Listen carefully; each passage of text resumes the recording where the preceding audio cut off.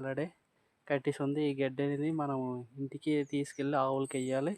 చూడండి, అలాగే మన జొన్న చేను కూడా ఎంత బాగుందో చూడండి. చూడండి ఎంత అందంగా ఉన్నదో మన జొన్న చేను అయితే.